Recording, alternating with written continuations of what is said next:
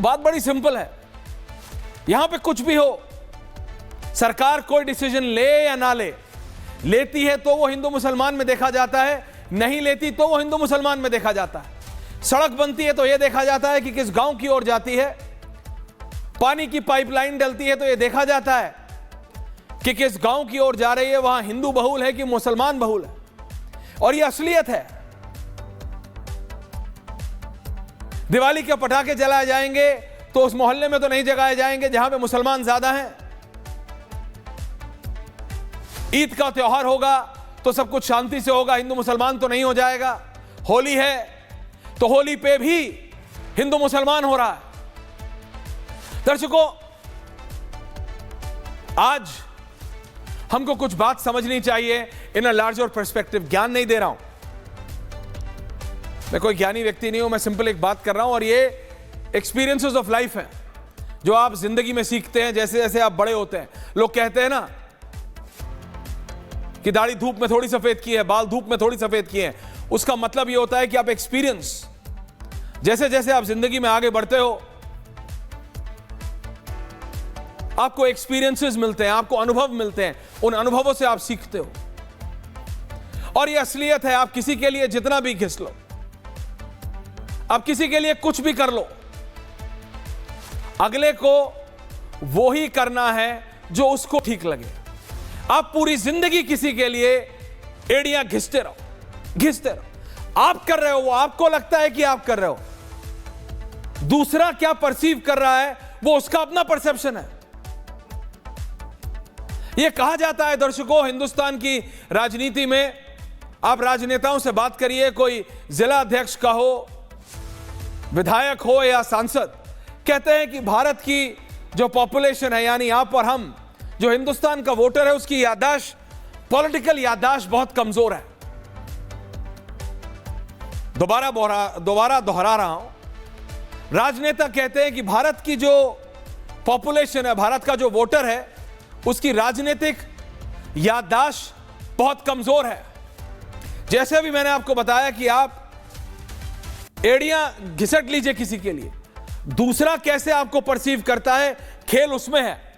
वैसे ही इन राजनेताओं को लगता है, चाहे वो किसी भी पार्टी के हों, कि जीत के आने के बाद पहले 2.5 साल 3 साल में जो मर्जी करना है कर लो, जनता भूल जाएगी। इलेक्शन से पहले 2.5 साल, 2 साल, 1.5 साल इज व्हाट मैटर्स। और कहीं ना कहीं इसमें आप भी दोषी हैं और हम भी, यानी इस देश की जनता दोषी है। क्यों?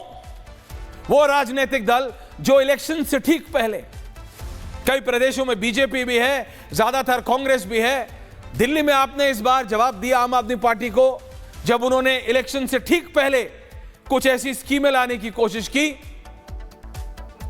और यह कहने की कोशिश की कि देखो अगर हमें लाओगे तो हम ये करेंगे, किसी ना किसी तरीके से ब्लैकमेल।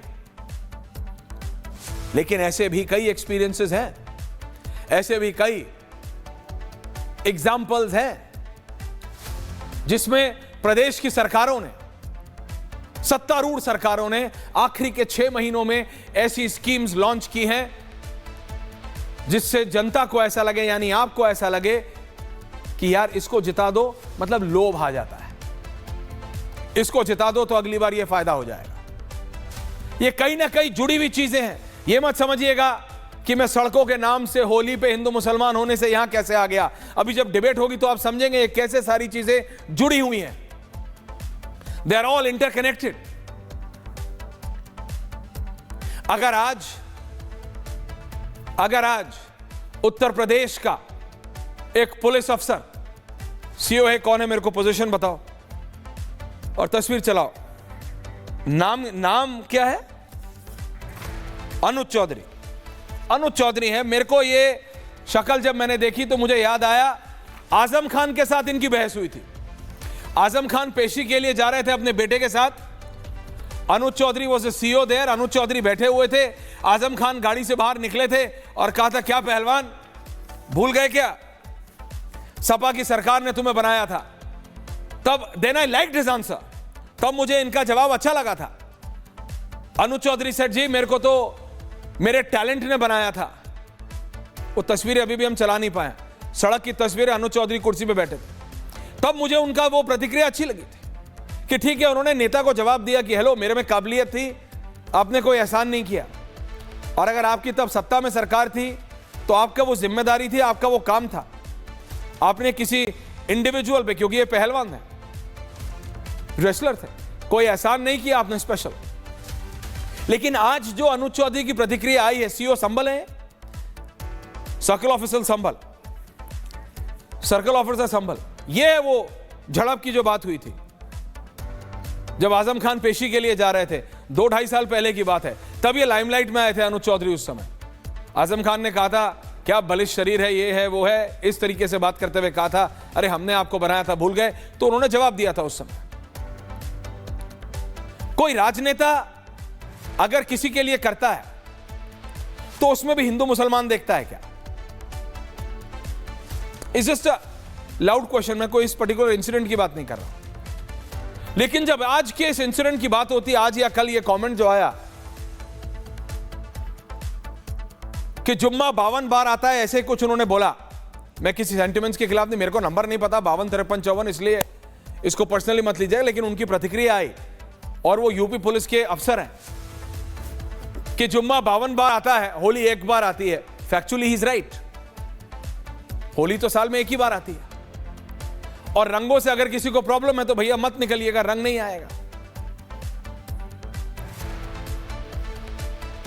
इसकी जो ओवरटोन है, 1 मिनट सोचिए, आप में से कोई बोले या ना बोले, ओवरटोन इसकी हिंदू मुस्लिम है। हां, यह देखा जाता है कि पुलिस वर्दी पहने अफसर ज्यादातर इस तरीके के क्लियर टॉक से बचते हैं। क्लियर टॉक समझ रहे हैं, दो टूक से बचते हैं, वो इस तरह की प्रतिक्रिया नहीं देते, लेकिन कुछ अफसर दे रहे हैं। कुछ लोगों का कहना है फॉर